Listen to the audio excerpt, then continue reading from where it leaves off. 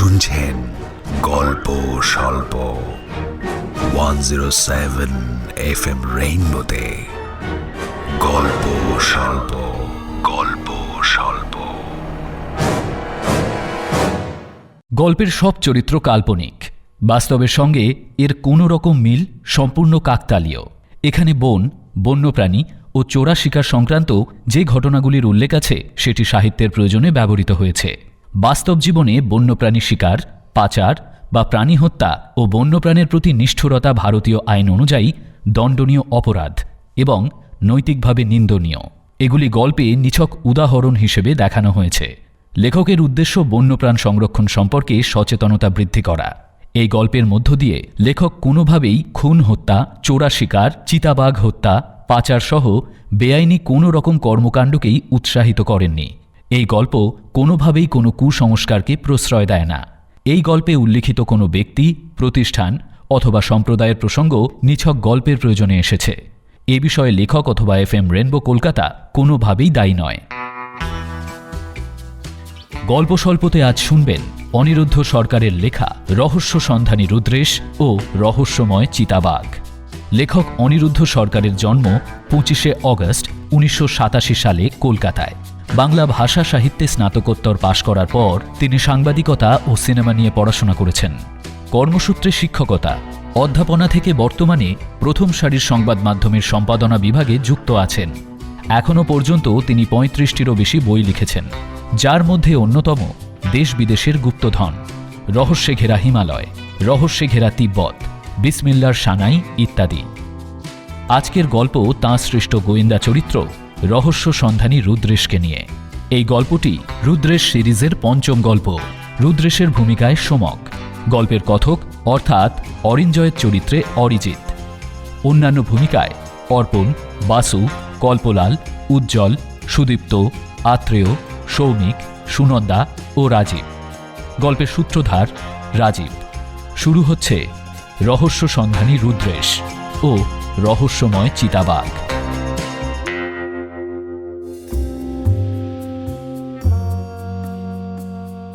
আমি ফটোগ্রাফার অরিঞ্জয়, ডাকনাম তিতু।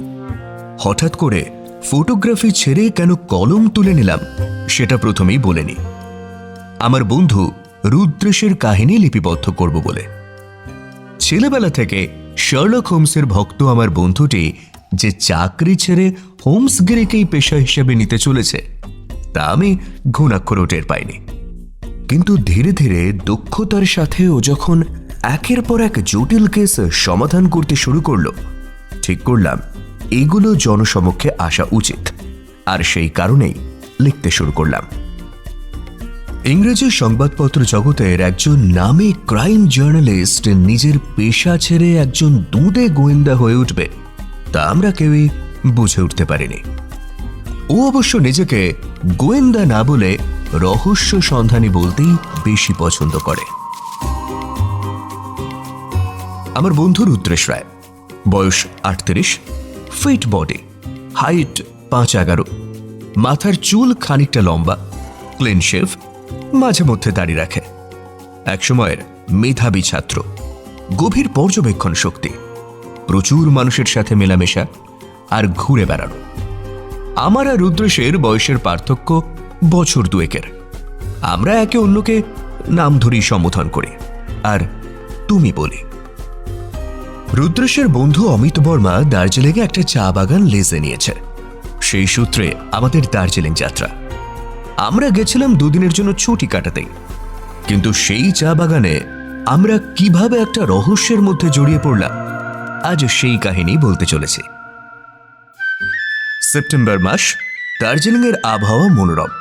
রোদ উঠছে, মাঝে মধ্যে বৃষ্টি হচ্ছে, হালকা ঠান্ডা। আমাদের শিলিগুড়ি হয়ে দার্জিলিং পৌঁছতে প্রায় বিকেল হয়ে গেল। শহর লাগোয়া চা বাগান, বেশ সুন্দর, ব্রিটিশ আমলের। একাধিকবার মালিকানা বদল হয়েছে। বাগান ছাড়াও দুটো কটেজ আর একটা স্টাফ কোয়ার্টার রয়েছে। আমরা ফ্রেশ হয়ে লনে বের হতেই কাঞ্চনজঙ্ঘা দেখা গেল। রুদ্রেশ বলল, চা বাগান থেকে কাঞ্চনজঙ্ঘা দেখার মজাটাই আলাদা। আস্তে আস্তে তাই ভাবছিলাম সিকিম রাজাদের কাছ থেকে লিজে নেওয়া দার্জিলিংকে একটু একটু করে স্বাস্থ্য নিবাস হিসেবে গড়ে তুলল ব্রিটিশরা। তারপর ধীরে ধীরে গড়ে উঠল বাংলো, কোয়ার্টার্স, চার্চ, স্কুল, কত কি।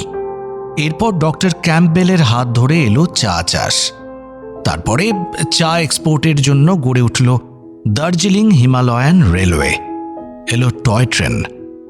এই শহরটার প্রতিটা ইট, কাঠ, পাথরের গায়ে লেখা রয়েছে ইতিহাস। ব্রিটিশদের সাথে পাল্লা দিয়ে 2 বাঙালি চা ব্যবসায় সফল হয়েছিল, জানো তো? কলকাতার রামকুমার দে আর গিরিশচন্দ্র বন্দ্যোপাধ্যায়। আমি মন্ত্রমুগ্ধের মতো শুনছি, এমন সময় চমক ভাঙল। আমাদের কাছে হাজির হলো চা বাগানের ম্যানেজার রাজীব কুমার। বয়স ওই 50-এর কোঠায়, বেশ ধীর স্থির, মার্জিত এবং ভদ্র মানুষ।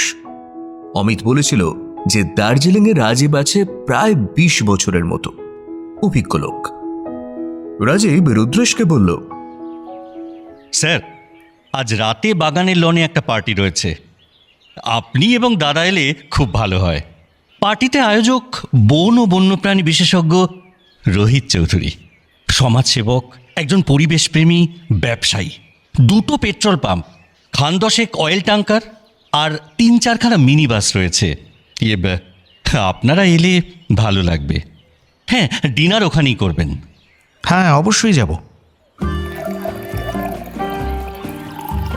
রাত তখন 8টা। আমরা পার্টিতে যোগ দিলাম। পার্টিতে নিমন্ত্রিত অতিথি হাতে গোনা। রাজীব কুমার আমাদের সাথে আলাপ করিয়ে দিলেন রোহিত চৌধুরীর। এই যে, ওনার পুরো নাম রোহিতেশ্বর বাগ চৌধুরী, আর উনি রুদ্রেশ রায়, রহস্য সন্ধানী, একসময় জার্নালিস্ট ছিলেন। আর উনি হলেন রুদ্রেশ বাবুর সঙ্গী তিতু। নমস্কার নমস্কার। আরে বাহ, আপনি তো রহস্য সন্ধানী মানুষ। তো এখানে কিছু রহস্য পেলেন? আরে না না, এই তো এলাম। তাছাড়া আমি এসেছি বন্ধুর বাগানে ছুটি কাটাতে আর পুরনো দার্জিলিংকে এক্সপ্লোর করতে। পায়ে হেঁটে পুরনো দার্জিলিং খুঁজবো জাস্ট। তা বেশ বেশ, ভালো আইডিয়া। গুরুন, আমি ফাঁকা থাকলে যোগ দেব। হ্যাঁ নিশ্চয়ই, সে তো পরম সৌভাগ্য রোহিত বাবু। আচ্ছা, আপনার নামখানা কিন্তু বেশ জব্বর। নামের মধ্যে বাঘ রয়েছে, অন্যদের শেষে থাকে, আর আপনার বাঘ নামের মধ্যেই রয়েছে। রোহিত বাবুর বয়স 60-এর কোঠায়, পরনে ধুতি পাঞ্জাবি, গলায় রুদ্রাক্ষের মালা, চশমার ফ্রেমটা সোনার, দৃষ্টি তীক্ষ্ণ, কথাও বেশ বুদ্ধিদীপ্ত। রোহিতবাবু বললেন, দেখুন, এই নামের বিষয়টা কি জানেন তো? আমার পিতার পদবি ছিল চৌধুরী, আর আমার মায়ের বাড়ির পদবি ছিল বাগ। দাদু কি করলেন, আমি যেহেতু তাদের দিক থেকে একমাত্র বংশধর, তাই বাঘ পদবিও রাখতে হবে বলে বাঘটা জুড়ে দিলেন। ব্যাস, স্কুল কলেজে বন্ধুরা মজা করে বাঘ থেকে বানিয়ে দিল বাঘ, আর আমি হয়ে গেলাম রোহিতেশ্বর বাঘ চৌধুরী।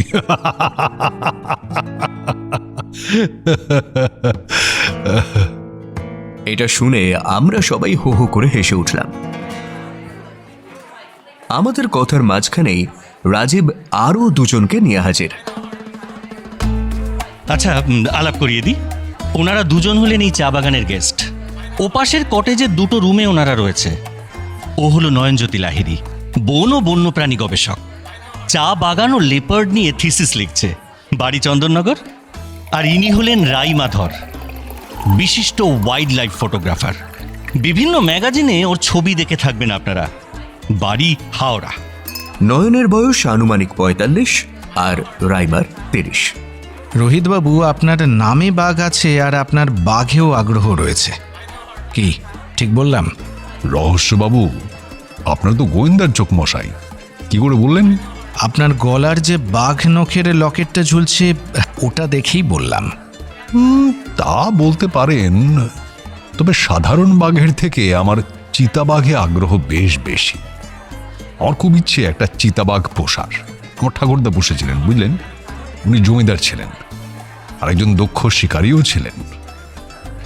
আমার আর পোষা হলো না। কি আর করব বলুন, চিতাবাঘ পোষাটা কি আর চারটিখানি কথা? আর এখন যা কড়া নিয়ম কানুন, পুলিশ কিংবা বন দপ্তর যদি জানতে পারে, তাহলে তো আমার জেল নিশ্চিত। দেখুন, বন্য প্রাণীরা বনে জঙ্গলেই ভালো থাকে নিজেদের মতো। ওদের জগতে ওরা থাকুক, আমরা আমাদের জগতে থাকি, তাই না? বন ও বন্যপ্রাণ নিয়ে আমাদের আলোচনা জমে উঠল।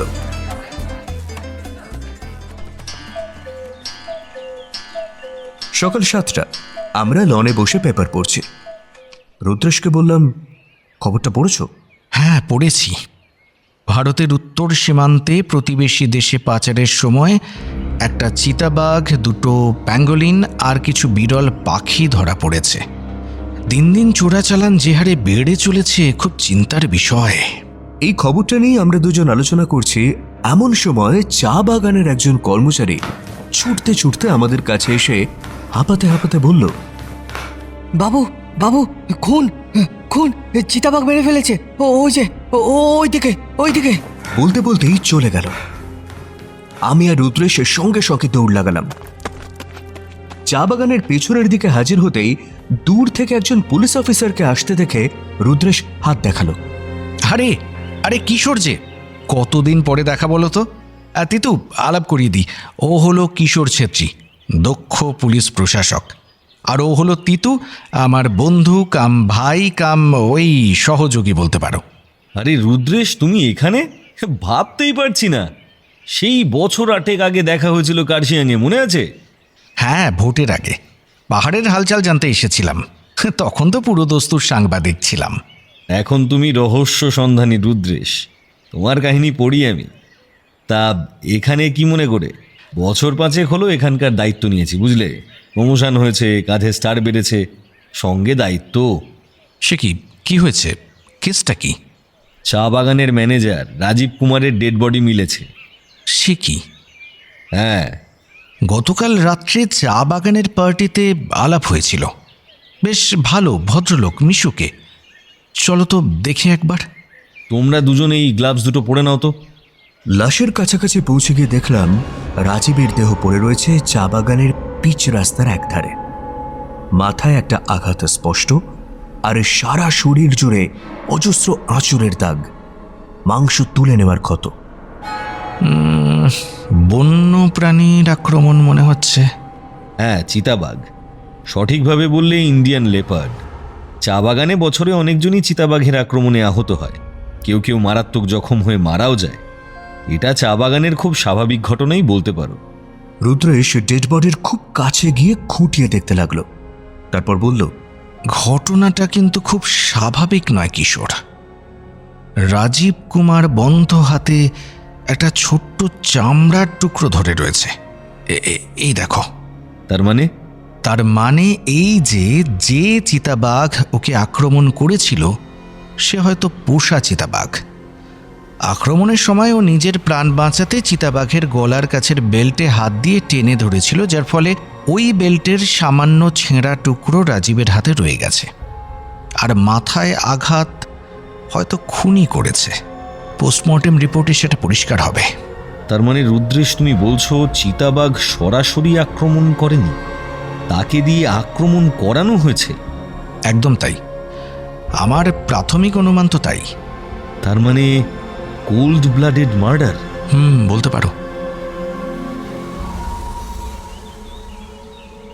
আরেকটা জিনিস, এই দেখো, গতকালের বৃষ্টিতে কয়েকটা জায়গার মাটিতে চিতাবাঘের পায়ের ছাপ রয়েছে, কিন্তু তারপরে ছাপটা অদৃশ্য হয়ে গেছে এই গাড়ির টায়ারের দাগের কাছে।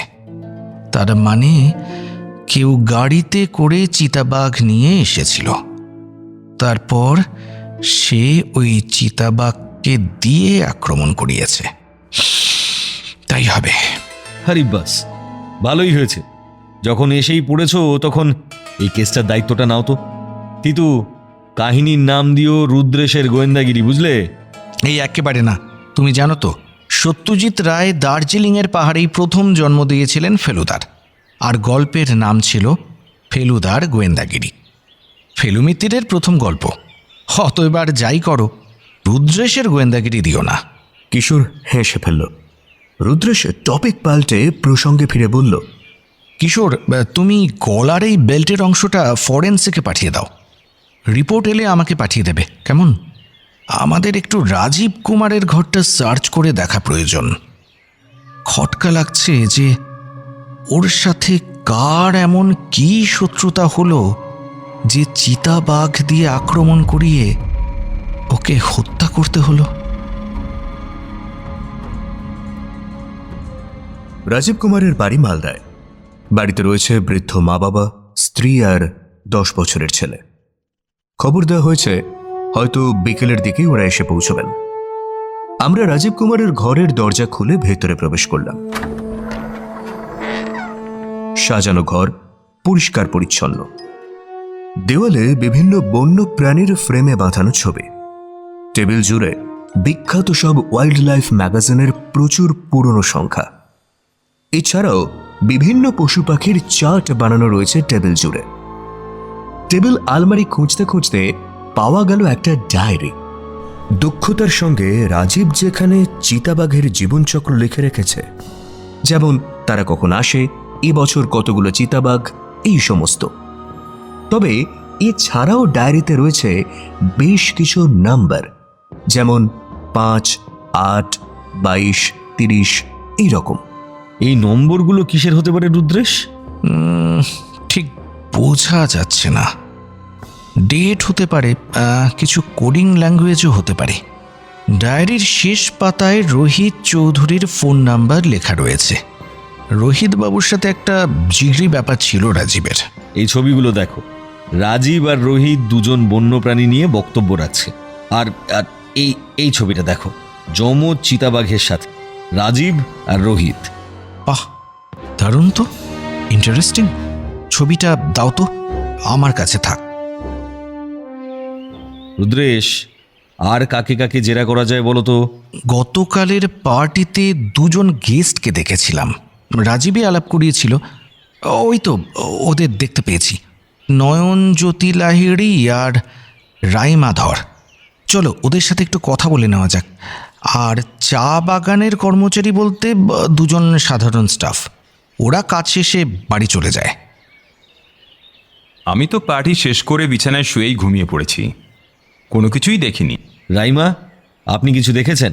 কিশোর জিজ্ঞেস করে। না স্যার, আমি ফটো তুলতে বের হব ভেবেছিলাম, কিন্তু আর বের হইনি। আমার ভীষণ ভয় করছে স্যার, ভীষণ ভয় করছে। চিতাবাঘ যদি আমাদেরও মেরে ফেলে? না না ম্যাডাম, এত ঘাবড়ে যাওয়ার মতো কিছু নেই।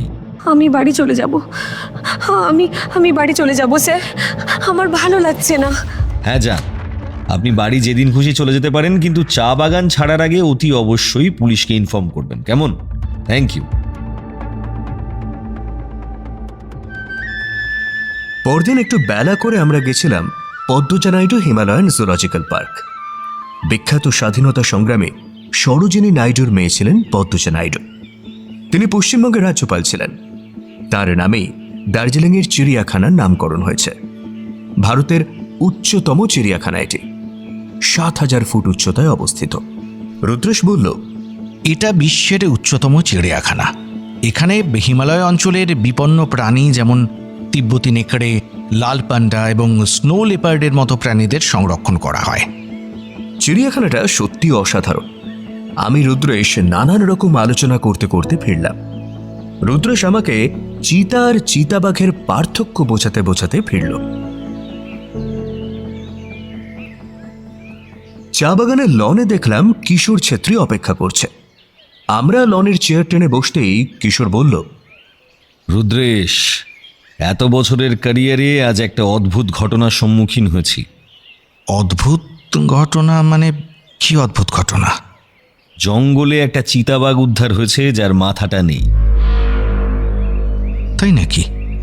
ইন্টারেস্টিং। যদি যাবে তাহলে রেডি হয়ে নাও। রেডি তো আমরা আছি, চলো।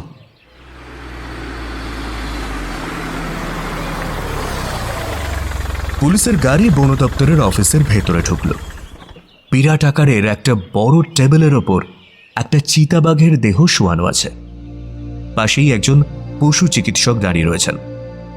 একটা বোটকা গন্ধ নাকে লাগছে। মাস্ক পরে নিলাম।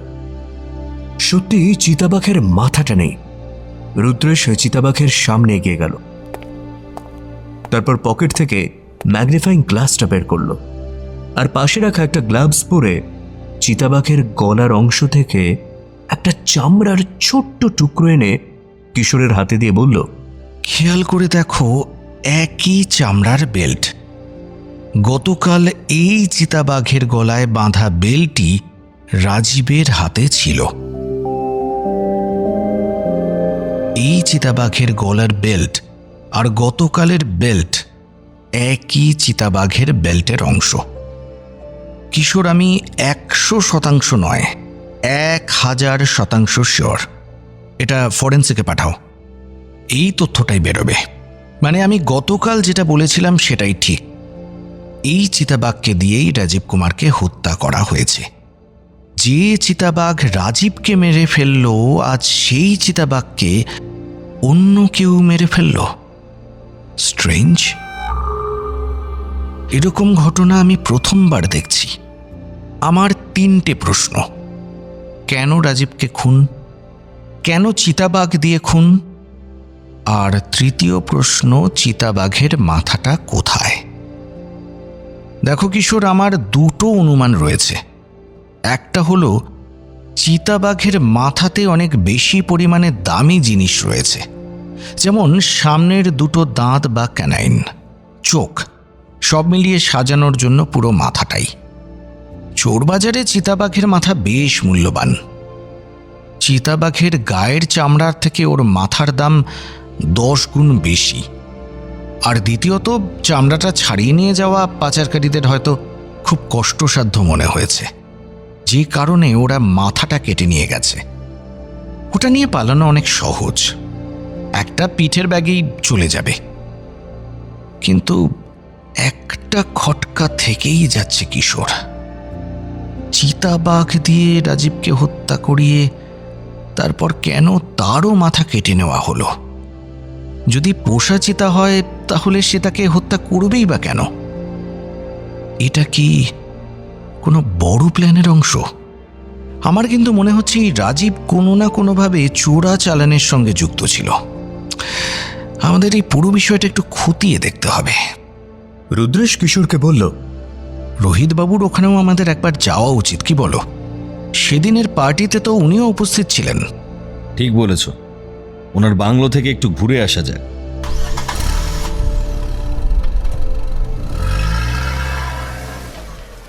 রোহিতবাবুর বাংলোটা বেশ সুন্দর, ছিমছাম, সাজানো গোছানো। সামনে বেশ অনেকটা জায়গা রয়েছে। আর বাংলোর নামটাও বেশ খাসা, চন্দ্রচিতা নিবাস। দারোয়ান দরজা খুলে খবর দিতেই বেরিয়ে এলেন রোহিতবাবু। আরে কি সৌভাগ্য আমার, আপনারা যে আমার সঙ্গে দেখা করতে আসবেন এটা তো আমি ভাবতে পারিনি। আসুন আসুন, ভেতরে আসুন। আমরা ভেতরে ঢুকলাম। ড্রয়িং রুমে ঢুকেই চোখ স্থির হয়ে যাওয়ার উপক্রম। আজ তো একটা মিউজিয়াম বলা চলে। দেওয়ালে হরিণের শিং থেকে চিতাবাঘের মাথা, কি নেই? রুদ্রেশ একটু এগিয়ে গিয়ে একটা চিতাবাঘের মাথাকে অনেকক্ষণ ধরে নিরীক্ষণ করতে লাগলো। তারপর সবার অলক্ষ্যে ওতে হাত দিয়ে কিছু একটা আঙুল দিয়ে দেখল। তারপর বেশ গম্ভীর হয়ে গেল। আরে রহস্যবাবু, এটা কি দেখছেন? ও পাশের ঘরে চলুন। রোহিতবাবু আমাদের ড্রয়িং রুমের পাশে লাগোয়া ঘরে নিয়ে গেলেন। ঘর ভর্তি বই, একটা দেওয়াল জুড়ে ফ্রেমে বাঁধানো সাদা কালো ছবি। কি বুঝছেন রহস্যবাবু? আমার বড় ঠাকুরদা ছিলেন একজন দক্ষ শিকারী। নৈনিতালে গার্নি হাউসে গিয়ে জিম করবেটের সঙ্গে দেখা করেছিলেন। উনি শিকার করেছেন বিভিন্ন ব্রিটিশ অফিসারদের সাথে। তখন দার্জিলিং তৈরি হচ্ছে, এইসব এলাকা তো একেবারে জঙ্গলে ভরা। চিতাবাঘ শুধু শিকার করেছেন এমন নয়, চিতাবাঘ শিকার করে অনেক পদক পেয়েছিলেন গভর্নরের কাছ থেকে। সেই সবই এখন স্মৃতি। দেখুন, জিম করবেটের ম্যান ইটার অফ কুমায়ুন ঠাকুরদাকে জিম করবেট নিজে উপহার দিয়েছিলেন। এই সেই কপি। রুদ্রেশ বলল, ঠাকুরদা চিতাবাঘও পুষেছিলেন, তাই তো? হ্যাঁ, আপনি কি করে জানলেন? আপনার বাংলোয় ঢোকার মুখে একটা বড় খাঁচা আছে, বেশ পুরনো। আগে সার্কাসে দেখা যেত, ওটা দেখে অনুমান করেছিলাম। আর আপনি আলাপের দিন বলেছিলেন দাদুর শিকারী হওয়ার কথা আর চিতাবাঘ পোষার কথা। আপনি পুষলেন না কেবল সরকারের ভয়ে? রহস্যবাবু, আমি কিন্তু স্বীকারও করিনি। বললাম না, ইচ্ছে হলে উপায় নেই। আইন মানব বলে না করলাম স্বীকার, আর না পারলাম চিতাবাঘ পুষতে। জীবনে শখগুলো আর পূরণ হলো না। শুধু বন্যপ্রাণ আর বন্যপ্রাণের জ্ঞান দিয়েই কাটিয়ে দিলাম। বন্যপ্রাণের সেবা করি, সেটুকুতেই যা মনের আনন্দ। ছেলেবেলায় জিম করবেটের ম্যান ইটার অফ কুমায়ুন পড়ে মনে হয়েছিল শিকারী হব। বাবা বুঝলেন ছেলে বিগড়চ্ছে, তাই লন্ডন পাঠিয়ে দিলেন বোর্ডিং হাউসে। কিন্তু ধমনীতে তো শিকারী রক্ত বইছে, ও যাবে কোথায়? স্ত্রী কন্যা তো আর ফিরলই না। কিশোর বলল, আসল কথায় আসি রোহিতবাবু, গতকাল আপনি চা বাগানের পার্টিতে ছিলেন, তাই তো? হ্যাঁ, আচ্ছা, আপনি চা বাগানে পার্টি দেন কেন? দেখুন, চা বাগানের সাথে পশু পাখির একটা বাস্তুতন্ত্র রয়েছে, বিশেষত চিতাবাঘের। আমি তো চিতার জন্ম ফ্যান বলতে পারেন। সঙ্গে পারিবারিক ঐতিহ্য তো রয়েছে। চা বাগানগুলোতে শুধু চিতাবাঘ নয়, চা শ্রমিকদের নিয়েও উৎসব অনুষ্ঠান, সেমিনার এসব করি। বিগত 10 বছর ধরে আমি এগুলো করে আসছি। পাহাড়ে যাকে খুশি জিজ্ঞেস করতে পারেন। প্রথম মহিলা বাঙালি ডাক্তার ডক্টর কাদম্বিনী বসুর স্বামী দ্বারকানাথ গঙ্গোপাধ্যায় চা শ্রমিকদের নিয়ে অনেক আন্দোলন করেছেন, লিখেছেন, শিক্ষা ও স্বাস্থ্যের কথা ভেবেছেন। উনি আমার আদর্শ। আমি বাগানে বাগানে ওনার কথাও বলি।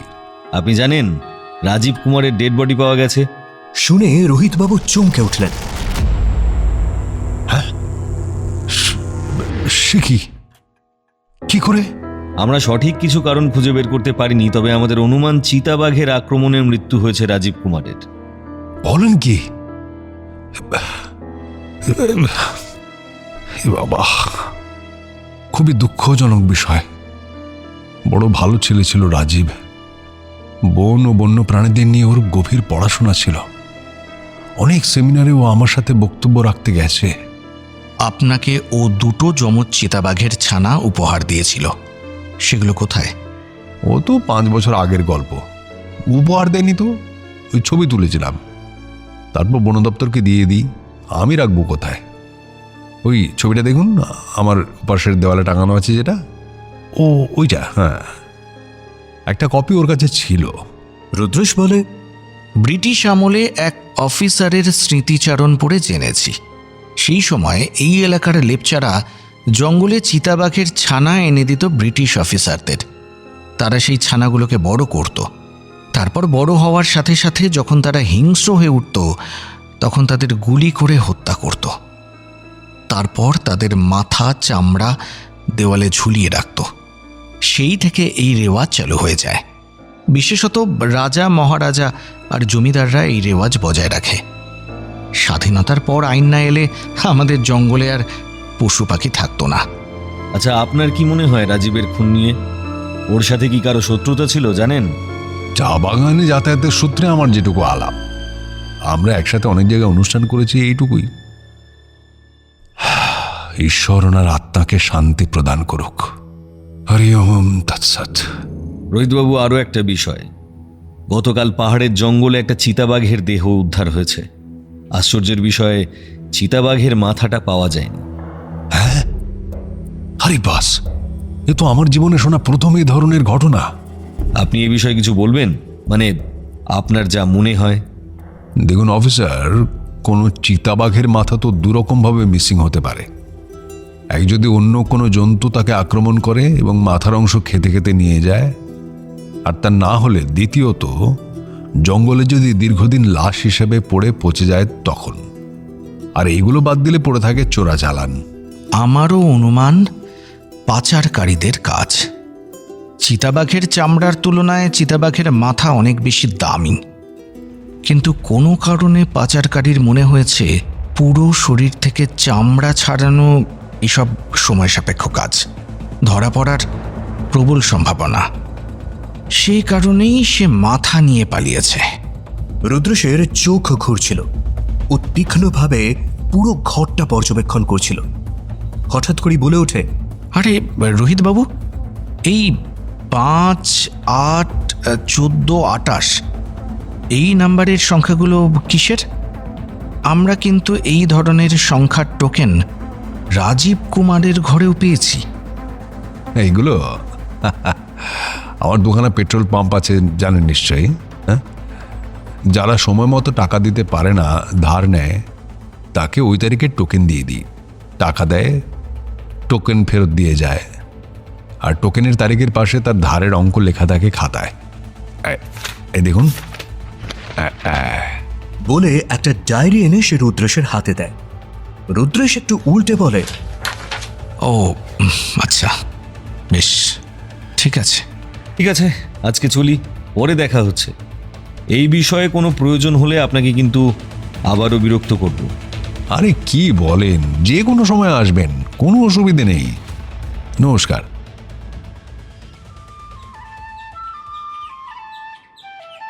বিকেলে রুদ্রেশ, আমি আর গবেষক নয়নজ্যোতি লাহিড়ী চা বাগান আর চিতাবাঘ নিয়ে আলোচনা করছি। চা বাগান আর চিতার সম্পর্ক বেশ মজার, জানেন তো? হ্যাঁ, সবচেয়ে আশ্চর্যের বিষয় এরা শুধু শিকার করতেই আসে না, এখানে বাচ্চার জন্মও দেয়, লুকিয়ে রাখে, এবং এক এক সময় পুরো 4 থেকে 5 মাস একটানা বাচ্চাদের নিয়ে ঝোপের আড়ালে অবস্থান করে। আসলে চা বাগানগুলোতে ছোটোখাটো প্রাণী যেমন বনরুই, বনবিড়াল বা ইঁদুরের মতো ছোটোখাটো প্রাণী বেশ সহজলভ্য, যার জন্যে চা বাগানে নিয়মিত চিতাবাঘ আসে। চা বাগানে রাতের বেলায় আলো আঁধারি, ঝোপের আড়াল, মানুষের অনুপস্থিতি এবং পর্যাপ্ত খাবার সব মিলে একেবারে আদর্শ লেপার্ড করিডোর।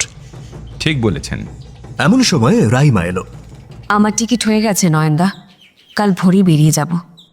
আপনাকে খুব চিন্তিত দেখাচ্ছে, ঘুম হয়নি মনে হচ্ছে, চোখের কোণে রীতিমতো কালি পড়ে গেছে।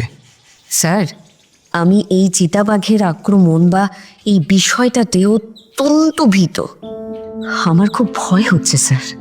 আপনি তো ওয়াইল্ড লাইফ ফটোগ্রাফার, বন আর বন্যপ্রাণী নিয়েই আপনার কাজ, এতে ঘাবড়ে যাওয়ার মতো কিছু নেই। আমি এরকম আক্রমণ বা হত্যা সেভাবে কখনো সামনে থেকে দেখিনি তো, তাই ওই দৃশ্যটা ভুলতে পারছি না, এখনো চোখের সামনে ভাসছে। আচ্ছা স্যার, আমি আসছি, পরে আবার কথা হবে।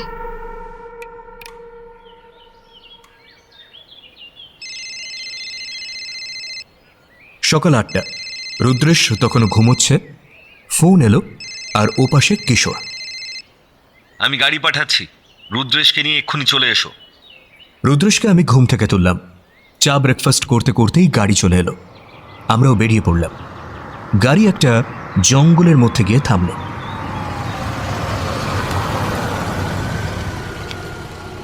কিশোর এগিয়ে এলো। আরও একটা ডেড বডি। কার? রাইমা ধরের। সে কি? কোথায়? এই রাস্তার বাঁকের কাছে। আমরা ডেড বডি দেখে নাকে চাপা দিলাম, মাস্ক পরলাম। রাইমার শরীরের অনেকটা অংশ হিংস্র প্রাণী খেয়ে ফেলেছে। রুদ্রেশ ম্যাগনিফাইং গ্লাসটা বের করল, আশেপাশের মাটিটা দেখতে থাকলো, তারপর বলল, চিতাবাঘ, একই পদ্ধতি, একইভাবে খুন করা হয়েছে। রাইমার ক্যামেরাটা ভাঙা অবস্থায় কিছুটা দূরে পাওয়া গেল। বডি পোস্টমর্টেমে পাঠাও, আর ক্যামেরাটা ফরেন্সিকে পাঠাও। লাভ কিছু হবে না, ক্যামেরার মেমোরি কার্ডটা খুনি বের করে নিয়েছে। কি মনে হয় রাইমাকে খুন করার কারণ কি? কিশোর, রাইমা রাজীবের খুনের পর প্রচণ্ড ভয়ে কেমন একটা অস্বাভাবিক আচরণ করতে থাকে। একজন ওয়াইল্ড লাইফ ফটোগ্রাফার চিতাবাঘের আক্রমণে একটা মৃত্যুকে দেখে এতটা বিচলিত কেন? আমার অনুমান সেদিন রাতেও খুনিকে দেখেছিল, কিংবা ওর ক্যামেরায় খুনির ছবি ধরা পড়েছিল, আর খুনিও সেদিন ওকে দেখে ফেলে, আর যে কারণে খুনি ওকে হত্যা করেছে। আফসোসের বিষয় যে আমরা ওকে বাঁচাতে পারলাম না। ওকে প্রোটেকশন দেওয়ার দায়িত্ব আমাদের ছিল। কিছু ক্লু পেয়েছো? হ্যাঁ, পেয়েছি। বৃষ্টির কারণে নরম মাটিতে একটা জুতোর ছাপ পেয়েছি সামান্য দূরে, আর একটা পোড়া সিগারেটের টুকরো, আর এই একটা ফুল। গন্ধটা খুব সুন্দর। ফুলটা আমি নিচ্ছি কেমন? আমার অনুমান রাইমাকে কিডন্যাপ করে খুন করা হয়েছে। দেখো, রাইমার হাতে দড়ি বাঁধার চিহ্ন স্পষ্ট। পরে চিতাবাঘ দিয়ে আক্রমণ করিয়ে ওর ডেড বডি এখানে ফেলে গেছে। গাড়ির চাকার দাগ নেই, কারণ গাড়ি পিচ রাস্তার ওপরে ছিল। চিতাবাঘের পায়েরও ছাপ নেই। ছাপ আছে শুধু এই এক পাটি জুতোর। এবার এই জুতোর মালিককে খুঁজতে হবে। কিশোর, এই নৃশংস এবং পৈশাচিক কাজ যে বা যারা করছে তাদের ধরতেই হবে। এটা আমার একটা প্রতিজ্ঞা। আমি তাদের ফাঁসি কাঠে ঝোলাবো, অ্যাট এনি কস্ট। জুতোর মালিকের সন্ধান করতে হবে। জুতোর নিচে একটা লোগো আর একটা নাম্বার NLL8 দেখলাম। লোগোটা আমি চিনি। এটা একটা নেপালি দোকানের, টিবেটান শু হাউস। অনেক পুরনো দোকান। আমি নিজে ওদের দোকানের জুতো পরি। চলো তো। দোকানদার কিশোরকে চেনে। জুতোর ছাপের ছবিটা দেখাতেই বলল, আমরা পায়ের মাপ নিয়ে জুতো বানাই। এই NLL8 মানে N হচ্ছে ব্যক্তির নাম, আর LL মানে লেফট লেগ, আর পরের 8 হলো 8 নম্বর জুতো। রেডিমেড জুতো তো আমাদের থাকে না, যে কারণে আমাদের কাস্টমার কম। জুতোর নিচের ওই NLL8 থেকেই জুতোর মালিকের নাম পেয়ে যাব। বিলবই দেখে দোকানদার যার নাম বলল, সেটা শুনে আমরা তিনজনই স্তব্ধ হয়ে গেলাম। নয়নজ্যোতি লাহিড়ী। চা বাগানের লনে নয়নজ্যোতি বসেছিল। সামনে চায়ের কাপ, একটা পা আর একটা পায়ের উপর তোলা। স্পষ্টতই আমাদের সবার চোখ গেল জুতোর নিচের অংশে। আর দিন কয়েক, তারপর হুশ করে বিদেশ। তারপর কে পায় আমাকে? Level level. রুদ্রেশ বলল, হুশ করে বিদেশের জায়গায় যদি হুটার বাজিয়ে লক আপে পাঠিয়ে দিই তাহলে কেমন হবে? মানেটা কি? কি আর কি হচ্ছে? কিশোর সরাসরি নয়নকে জিজ্ঞাসা করল, কাল রাত্রে আপনি কোথায় ছিলেন? একটু বেরিয়েছিলাম। কেন বলুন তো? বের হওয়া যাবে না নাকি? যাবে। তা বলে জঙ্গলের দিকে? না, 10টা নাগাদ হাঁটতে বের হয়েছিলাম। ঘরে ভালো লাগছিল না। এত জেরা করছেন কেন? আপনি জানেন রাইমা খুন হয়েছে? খুন হয়েছে? রাইমা খুন? হ্যাঁ, খুন। আর রাইমার ডেড বডি যেখানে পাওয়া গেছে সেখান থেকে সামান্য দূরত্বে আপনার জুতোর ছাপ এবং সিগারেটের টুকরো পাওয়া গেছে। আপনি এবার কি বলবেন? ও, ওই জুতো যেন পৃথিবীতে আর কেউ পরে না, আমি একাই পরি। আর ওই সিগারেট তো আপনিও খান। তাহলে পুলিশকে বাঁকা উত্তর দেবেন না। যা জিজ্ঞেস করছি সেটা বলুন, না হলে সিধে লক আপে নিয়ে গিয়ে ভরে দেবো। আমি হাঁটতে গিয়েছিলাম, আর এক জায়গায় দাঁড়িয়েছিলাম। একটা ফুলের সুন্দর গন্ধ নাকে এসে লাগলো। আমি সেই ফুলটা টুক করে তুলে এনেছি। এই দেখুন। আচ্ছা নয়ন, একটা জিনিস মনে করে বলো তো, তুমি এমন কিছু সন্দেহজনক দেখেছ? একটা তেলের ট্যাঙ্কার খুব দ্রুত গতিতে রাস্তায় যাচ্ছিল। লেখা ছিল RC, আর একটু হলেই আমাকে প্রায় ধাক্কা দিয়ে দিত। আমি সামলে নিতেই গাড়ির ড্রাইভার মুখ বের করে আমাকে বলল, এত রাতে ঘোরাঘুরি করবেন না, এক্ষুনি গাড়ির নিচে চাপা পড়ে যেতেন। জঙ্গলে চিতাবাঘ আছে, হামলা করতে পারে। এই বলে চলে গেল। এত রাতে অয়েল ট্যাঙ্কার? বিষয়টা ভাবাচ্ছে। আর C C C C C মানে কি রোহিত চৌধুরী? এখানে আরও কয়েকজন RC আছেন। রমিত শেরপা, ওনারও পেট্রোল পাম্প আছে। RC আরেকজন হচ্ছেন যার পাম্প আছে, রোহিত চক্রবর্তী। 3টে পাম্পে একটু খোঁজ খবর করি। আর নয়ন ঠিক বলছে, ওই ফুল গাছের একটা ফুল আমার পকেটেও আছে। আমি লাশ দেখার সময় ফুলটা কুড়িয়েছিলাম, দারুণ গন্ধ। ফুলটা রাতে ফুটে। আমি চলি। নয়নের থিসিস পেপারটা টেবিলে পড়ে রয়েছে। আমি ফেরত দিতে গেলে রুদ্রেশ বলে, একটা জেরক্স করিয়ে ফেরত দিয়ে এসো। নয়ন 2 দিন হলো নিখোঁজ। রুমে তালা বন্ধ। আমরা ব্যাপারটা বুঝলাম যখন কিশোর ছেত্রী এসে বলল, নয়নের বাড়ি থেকে ফোন এসেছিল। চলো ওর রুমে গিয়ে দেখি কিছু পাওয়া যায় কিনা। চলো।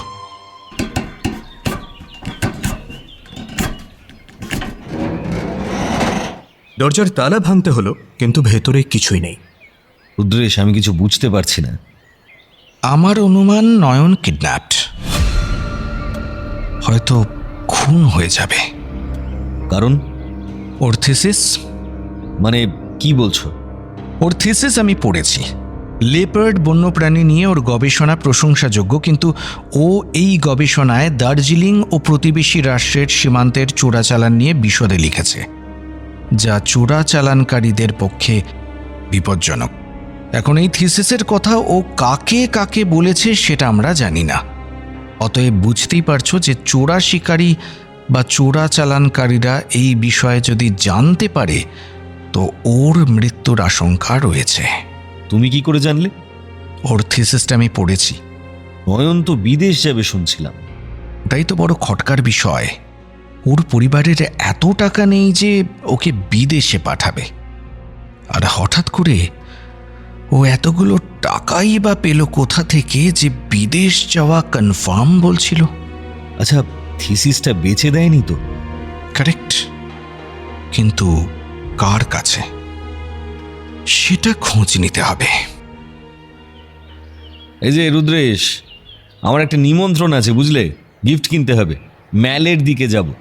আমার একটা প্রিয় চীনা দোকান আছে, তোমরাও চলো, ভালো লাগবে। কিশোরের গাড়ি ম্যাল রোডের ধারে একটা প্রাচীন চাইনিজ দোকানের সামনে থামল। দোকানে ঢুকেই বুঝতে পারলাম এখানে প্রচুর ভালো ভালো পুরনো অ্যান্টিক জিনিসপত্র পাওয়া যায়, সবই প্রায় দুষ্প্রাপ্য। কিশোর ঢুকতেই দোকানের মালিক এগিয়ে এলেন। তিনি বেশ বৃদ্ধ। কিশোর বলল, এই বৃদ্ধ প্রেমা দর্জির বয়স অনুমান করতে যেও না, মিলবে না, প্রায় 100 কোঠায়। প্রেমা দর্জি একগাল হেসে বললেন, এক কম 100। রুদ্রেশের দোকানে ঢুকেই চোখ গিয়ে পড়ল দুটো বড় সাইজের চিতাবাঘের মাথার উপর। রুদ্রেশ সেদিকে ইঙ্গিত করতেই নেপালি দোকানদার বললেন, আমার দাদামশাই ছিলেন গোর্খা রেজিমেন্টের অফিসার। একদিন এই পাশের জঙ্গলে এক তান্ত্রিক বাবাজির কাছ থেকে এই দুটো চিতাবাঘের মাথা উদ্ধার করেন। ওই দুই মাথায় হাত রেখে তন্ত্রমন্ত্র জাদুবিদ্যা করত ওই অঘরী তান্ত্রিক। অঘরী তান্ত্রিক গ্রেপ্তার হয়। এদিকে আশ্চর্যজনকভাবে এই মাথা দুটো দোকানে রাখার পর থেকে আমাদের দোকানের বিক্রি অসম্ভব রকমের বৃদ্ধি পায়। আর এই কুসংস্কার থেকে ওই দুটো মাথা আমাদের দোকানে রয়ে গেছে। এখনো কিছু কুসংস্কার আর অলৌকিক ভাবনা থেকে মানুষ চিতাবাঘ হত্যা করছে আর তার মাথা ঘরে ঝুলিয়ে রাখছে।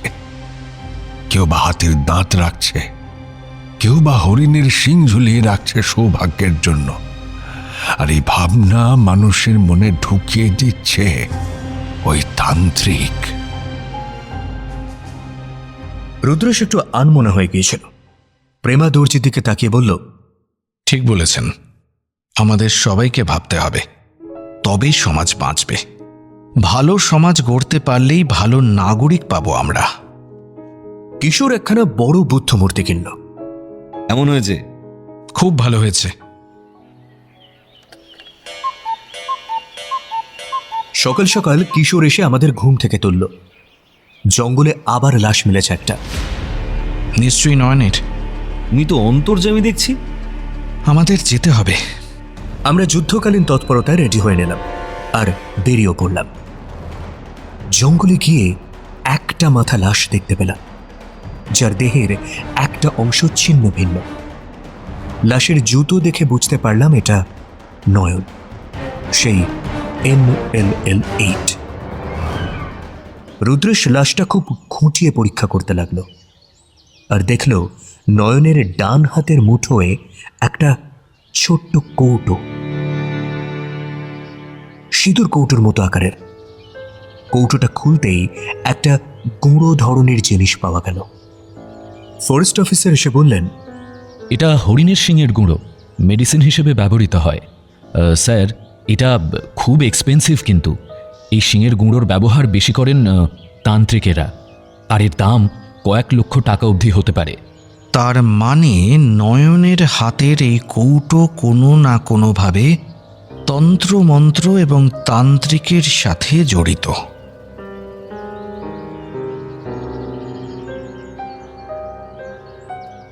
রাত 10টা। ঘরে ঢুকতে যাব, অবাক হয়ে দেখি যে এক তান্ত্রিক ঘরে বসে রয়েছে। চমকে উঠে ফোনটা বের করতেই রুদ্রেশ হো হো করে হেসে ফেলে আর গোঁফ খুলে বলে,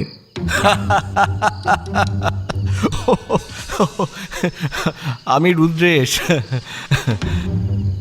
সত্যি রুদ্রেশের এত নিখুঁত ছদ্মবেশ আমি ধরতেই পারিনি। আমার সবচেয়ে কাছের লোক চিনতে না পারলে আর কেউই সেভাবে চিনতে পারবে না। আমি চললাম, রাতের একটা অভিযান প্রয়োজন। আমি যাচ্ছি এক তান্ত্রিকের গোপন ডেরায়। তুমি ভোর রাতে কিশোরকে আর বন দফতরের লোকজনকে নিয়ে হাজির হবে। আমি তার আগে ফোন করব। সূর্য ওঠার আগেই আমাদের অপারেশন করে ফিরতে হবে। রুদ্রেশের ফোনের অপেক্ষা করতে করতে কখন যে চোখ লেগে গেছিল সেটা জানি না। রাত 2টো নাগাদ ফোন এলো। ফোনের ওপাশ থেকে রুদ্রেশ বলল, মহাকাল মন্দিরের পাশের জঙ্গলে চলে আসবে যত তাড়াতাড়ি সম্ভব। আমিও দেরি না করে কিশোরকে ফোন করলাম। পুরো ফোর্স আর টিম নিয়ে কিশোর হাজির হলো চা বাগানে। আমাকে তুলে নিয়ে চলল মহাকাল মন্দিরের দিকে। মন্দিরের পাশের রাস্তা দিয়ে আমরা জঙ্গলে প্রবেশ করলাম। রুদ্রেশ আমাদের জন্যই অপেক্ষা করছিল। কিশোর আসতেই বলল, ছোট্ট বাড়িটায় তান্ত্রিকের আখড়া। আমি একটু আগে ছদ্মবেশে সব দেখে এসেছি। আমাদের অ্যাটাক করতে হবে। রুদ্রেশ ঘরের ভেতর ঢুকেই তান্ত্রিককে চাপটে ধরল।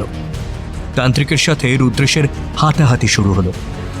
অল্প সময়ের মধ্যেই তান্ত্রিক ধরাশায়ী হয়ে পড়ল।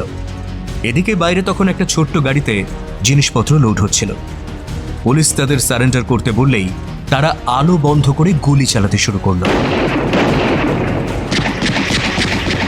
পুলিশের গুলিতে দুজন ঘায়েল হলো ও সারেন্ডার করল, আর তান্ত্রিককে গ্রেফতার করল পুলিশ।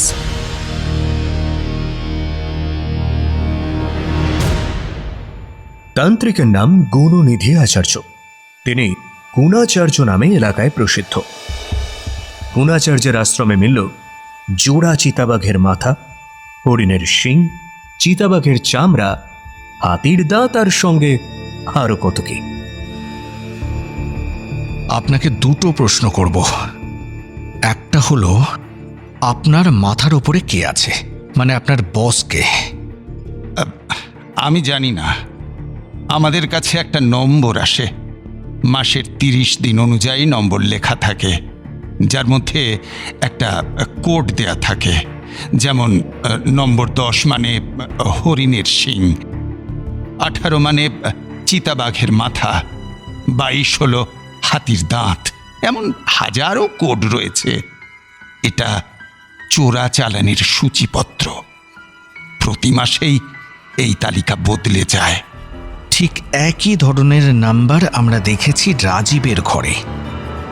এই টোকেন আপনি আরো অনেকের বাড়িতেই পাবেন, দোকানে পাবেন, গাড়িতে পাবেন।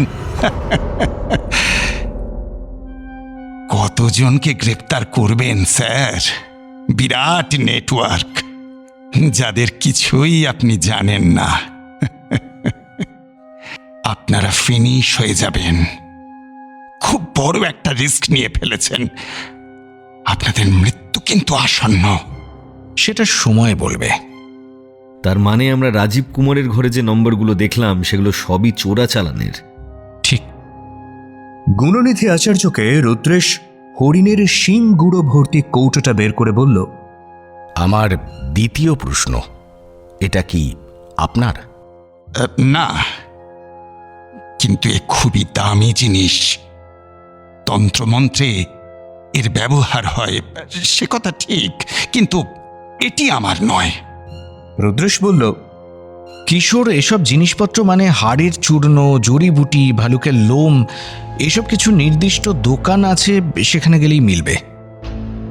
চলো, সকাল হয়ে গেছে। আমি একটু এনকোয়ারি সেরে ফিরছি, তোমরা থানায় যাও।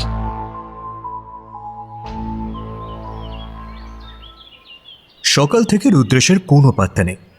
তান্ত্রিকের ছদ্মবেশও মনে হয় ত্যাগ করেনি।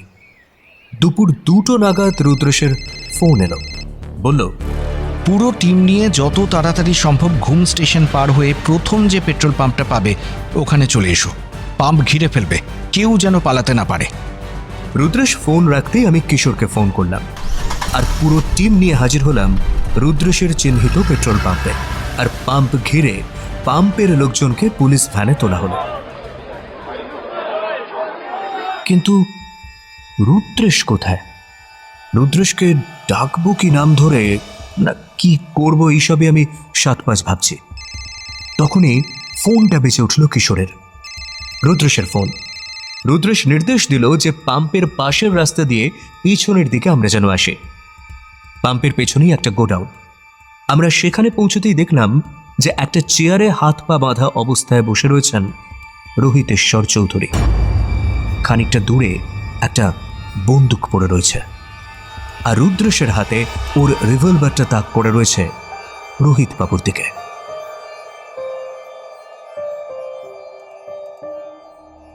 এসব কি রুদ্রেশ? কিশোর, আমাদের সমস্ত রহস্যের কেন্দ্রে এই মানুষটি। চলো শুরু থেকে শুরু করা যাক। কি রোহিতেশ্বর বাঘ চৌধুরী? বিভিন্ন চা বাগানে বক্তৃতা, সেমিনার এবং পার্টির নাম করে চা বাগানের ম্যানেজারদের হাত করতেন আপনি। তারপর তাদের মাধ্যমে সেই চা বাগানের বন্যপ্রাণী সম্পর্কিত বিভিন্ন তথ্য আপনি সংগ্রহ করতেন। তারপর সেই সুযোগে আপনি পাচারের ছক কষতেন। সেরকমই ছকের একজন সামান্য পেয়াদা রাজীব কুমার। আর দেখতে দেখতে রাজীব কুমার আপনার এক বিশ্বস্ত সঙ্গী হয়ে ওঠে। কিন্তু হঠাৎ করে ওর বিবেক জেগে ওঠে কয়েকদিন আগে, আর ও এই কাজ করতে রাজি হয় না। উল্টে আপনাকেও এই ব্যবসা ছেড়ে দেওয়ার পরামর্শ দেয়। আপনি বারে বারে বোঝালে ফল হয় ঠিক উল্টো। পার্টির দিন রাজীব উল্টে আপনাকে হুমকি দিয়ে বসে যে সে আপনাকে পুলিশে ধরিয়ে দেবে। তাই আপনি আর রিস্ক নেননি। কিছুক্ষণের মধ্যে চা বাগানে ফিরে আসেন আর ওর মাথায় আঘাত করেন। রাজীবের মৃত্যু হয়। আপনার গাড়িতে তখন আপনার প্রিয় চিতাবাঘটি ছিল। আপনার মাথায় বুদ্ধি খেলে যায় এবং আপনি চিতাবাঘ দিয়ে রাজীবের ওপর আক্রমণ করান, যাতে পরদিন সবার এটা মনে হয় যে চিতাবাঘের আক্রমণে রাজীবের মৃত্যু হয়েছে। চা বাগানে চিতাবাঘের আক্রমণ খুব সাধারণ ঘটনা, অতএব এটা দুর্ঘটনা হিসেবে চাপা পড়ে যাবে। কিন্তু দুঃখের বিষয়, সেদিন চিতাবাঘ দিয়ে আক্রমণের সময় সেটি রাইমা দেখে ফেলে, আর আপনিও তাকে দেখে ফেলেন। রাইমা পালিয়ে যেতে চেয়েছিল এসব কিছুর থেকে দূরে। আপনি তাকে পালাতে দিলেন না, কিডন্যাপ করলেন, হত্যা করে একইভাবে রাস্তার ধারে ফেলে দিলেন। সবাই ভাবল চিতাবাঘের আক্রমণ। এখানেও আপনি ম্যানেজ করে নিলেন, আর মেমোরি কার্ডটা খুলে নিয়ে রাইমার ক্যামেরাটা দিলেন ভেঙে। আমরা গবেষক নয়ন জ্যোতির জুতোর ছাপ দেখে ওর সাথে খুনের সম্পর্ক আছে কিনা এই বিষয়ে খতিয়ে দেখার সময় জানতে পারি সে বিদেশ যাচ্ছে। হঠাৎ করে অতগুলো টাকা সে পেল কোথা থেকে, এটার তদন্ত করে জানতে পারি যে আপনি সেই থিসিস কিনেছেন। বন্যপ্রাণী আপনার প্রিয় সাবজেক্ট, অতএব কিনতেই পারেন। কিন্তু সেই থিসিসে চোরাচালান এবং চোরাচালানকারীদের বিভিন্ন তথ্য আপনাকে যথেষ্ট উদ্বিগ্ন করে তোলে। এই তথ্য প্রকাশ পেলে অনেক চোরাচালানকারীর মুখোশ খুলে যেতে পারে, সেই সূত্রে আপনিও ফেঁসে যেতে পারেন। সেই ভয়ে আপনি নয়নজ্যোতিকে কিডন্যাপ করেন, তাকেও হত্যা করেন, আর একইভাবে মাথায় আঘাত করে। তারপর চিতাবাঘের আক্রমণ। আরও একটা বিষয়, সেদিন আপনার পাম্পের অয়েল ট্যাঙ্কার যখন রাইমার মৃতদেহ ফেলে আসছিল, তখন নয়ন একটি ট্যাঙ্কার রাস্তায় দেখেছিল, যাতে লেখা ছিল RC। আপনি ভেবেছিলেন এই ক্লু ধরে যদি পুলিশ আপনার কাছে পৌঁছে যায় তাহলে আপনার বিপদের সম্ভাবনা রয়েছে, আর ঠিক সেই কারণে আপনি নয়নকে মেরে ফেললেন। শেষের খুন দুটো এখানে হয়েছে। তারপর চিতাবাঘের আক্রমণ করিয়ে ডেড বডি ফেলে আসা হয়েছে। হাতের ছাপ, ব্লাড স্যাম্পল ফরেন্সিক টিম এলেই পেয়ে যাবে মার্ডার ওয়েপনের ভারী বস্তুটিও। সবচেয়ে দুঃখের কথা কি জানেন? আপনি এই খুনের খেলা খেলতে খেলতে নিজের পোষা চিতাবাঘটাকেও মেরে ফেললেন। প্রথম খুনের পর, মানে রাজীবের খুনের পর, আপনি একটা মোটা টাকার অর্ডার পান, চিতাবাঘের মাথা লাগবে। আন্তর্জাতিক চোরাচালানকারী মাফিয়ারা আপনার না শুনবে না, ফলে আপনি নিজের হাতে নিজের পোষা চিতাবাঘের মাথা কাটলেন।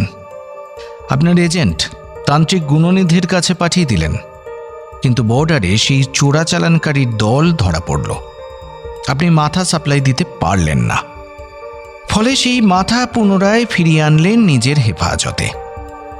তারপর রং করে নিজের দেওয়ালে টাঙিয়ে রাখলেন। যতই হোক আপনার প্রিয় পোষ্য ছিল, ওর কাঁচা রং সেদিন আমি ধরে ফেলি, আপনাকে বুঝতে দিইনি, আর সন্দেহের সূত্রপাত সেখান থেকেই। এরপরই আমি আপনার বিষয়ে খোঁজ খবর শুরু করি। বুঝতেই পারছেন, পুরনো মিডিয়ার লোক, একটা স্টেডি নেটওয়ার্ক এখনো আছে। সেই নেটওয়ার্ক থেকে জানলাম আপনি বছর 10 আগে একবার প্রতিবেশী দেশের বিমানবন্দরে গ্রেফতার হন। দুষ্প্রাপ্য কোনো প্রাণীর চামড়া ট্রলি ব্যাগের হ্যান্ডেলের ভেতরে রোল করে পাচার করছিলেন। সে যাত্রায় কিছু প্রভাবশালী লোক আপনাকে বাঁচিয়ে দেয়। এরপর আপনি সচেতন হয়ে যান, আরও দক্ষ হয়ে ওঠেন এই পাচারে। এই যেমন ধরুন মৃতদেহের কফিন, বড় মিউজিক ইনস্ট্রুমেন্ট, তেলের পিপে, ক্যান সহ কত রকমের কন্টেনারে আপনি পাচার চালিয়ে যেতে থাকেন। কিশোর, এই যে এখানে যা দেখছো, এগুলো সব পাচারের জন্য। কি রোহিত বাবু, ঠিক বলছি তো? রুদ্রেশ, প্রথম খুনের জন্য ব্যবহৃত চিতাকে তো রোহিতবাবু মেরে ফেলেছেন, তাহলে অন্য চিতাবাঘ বা দ্বিতীয় চিতাবাঘ কোথা থেকে এলো? Good question. আমি জানতাম তুমি এই প্রশ্নটাই করবে।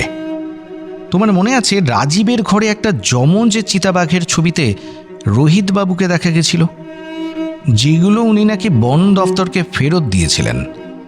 উনি আসলে ফেরত দেননি, ঠাকুরদার উত্তরসূরি তো চিতাবাঘ পুষেছিলেন। চিতাবাঘকে পোষ মানানো কিন্তু বড্ড কঠিন কাজ। রোহিত বাবু চ্যালেঞ্জ করে সেই কাজটাই করেছিলেন। ও মাই গড, তাহলে দ্বিতীয় চিতাবাঘ কোথায়? কি রোহিত বাবু, কোথায়? আপনি বলবেন নাকি আমি বলবো?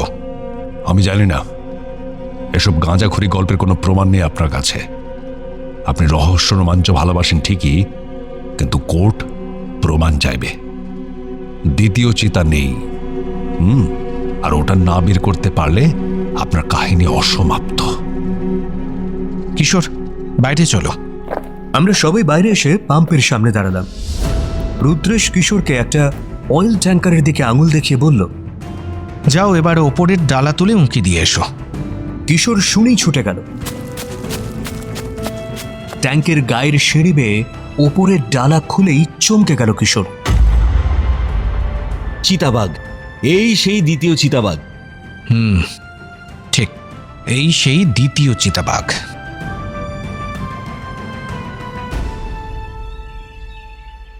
আচ্ছা, তুমি এত দূর অবধি এলে কোন ক্লু ধরে?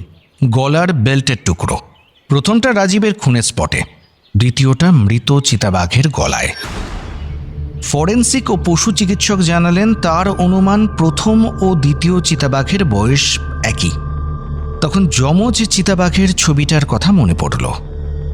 নয়নের অ্যাকাউন্টে টাকা গেছে একটা পেট্রোল পাম্পের অ্যাকাউন্ট থেকে। নয়ন রাতে পেট্রোল ট্যাঙ্ক দেখেছে।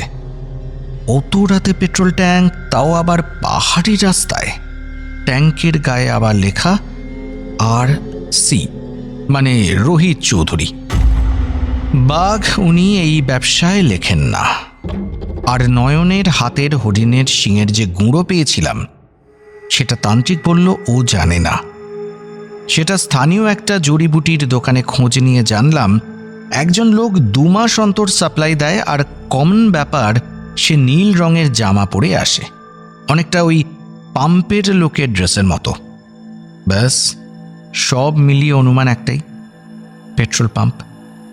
প্রথম দিন আলাপেই শুনেছি রোহিতবাবুর দুটো পাম্প, একটা শহরের মধ্যে আর এটা শহরের বাইরে, জঙ্গল লাগোয়া, একেবারে আদর্শ জায়গা। অতএব দুয়ে দুয়ে 4 হয়ে গেল। ছদ্মবেশে হানা দিলাম, পেয়েও গেলাম।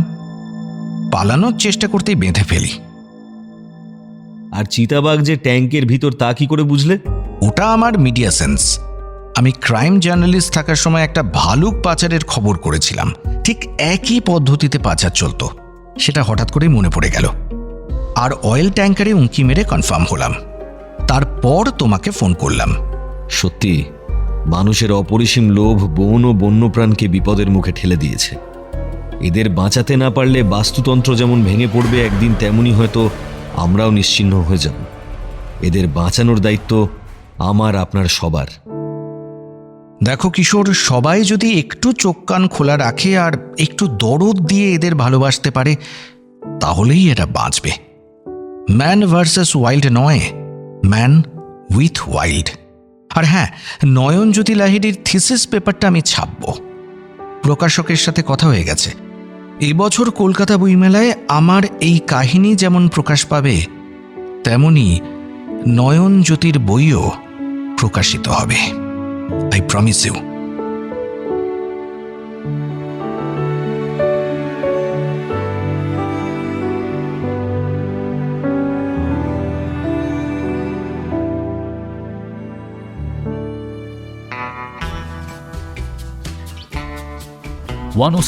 FM রেনবোতে গল্প স্বল্পতে আজ শুনলেন রহস্য সন্ধানী রুদ্রেশ ও রহস্যময় চিতাবাঘ। লিখেছেন অনিরুদ্ধ সরকার।